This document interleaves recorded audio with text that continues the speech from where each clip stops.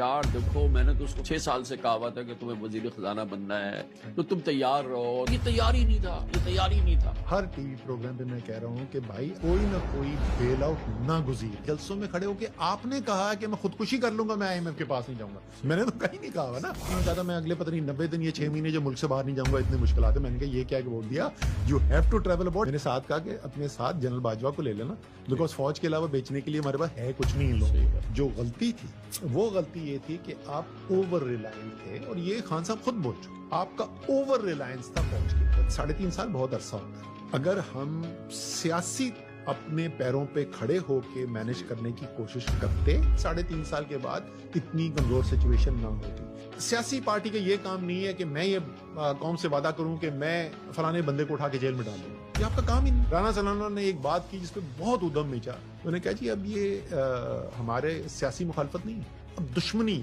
اب یہ رہیں گے یا ہم رہیں گے. میں نے اس کے اندر تو یہ کنسنسس اوپینین تھا کہ اگلا پنجاب کا الیکشن اکیلے عثمان بزدار نے ہمیں ہروا دینا. رائٹ, جب میں سیکرٹری جنرل بنا تو خان صاحب نے کہا یار اسد اب تمہیں لاہور آنا چاہیے میرے ساتھ, میں میٹنگز وغیرہ کے لیے جاتا ہوں. لو جی, ایک طرف سے شروع ہوا. پہلے صاحب نے کہا کہ خان صاحب ایک تو جو سب سے بڑی آپ نے ہم پہ مہربانی کی ہے بلکہ پنجاب کے مہربانی کی ہے, آپ نے عثمان بزدار کی شکل میں جب چیف منسٹر دیا, اور وہ راؤنڈ دا ٹیبل یہی کہانی ریپیٹ ہوتی ہے.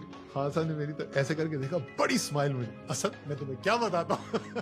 میں نے کہا یہ آپ کے سامنے کہہ رہے ہیں, یہی لوگ میرے ساتھ جو بیٹھتے ہیں کیا کہتے ہیں, وہ ایک مختلف کہانی ہوتی ہے. سو یہ ہمیں پتا ہے پنجاب میں ان پاپولر, KP میں الیکشن ہار گئے. جنرل باجوہ نے کہا یار یہ تو ایک سنکنگ شپ ہے, تو میرے خیال میں اب ان سے کنارہ کشی کر لی جائے تو بہتر ہوگا. کہتے ہیں کہ میں نیوٹرل ہو گیا. خان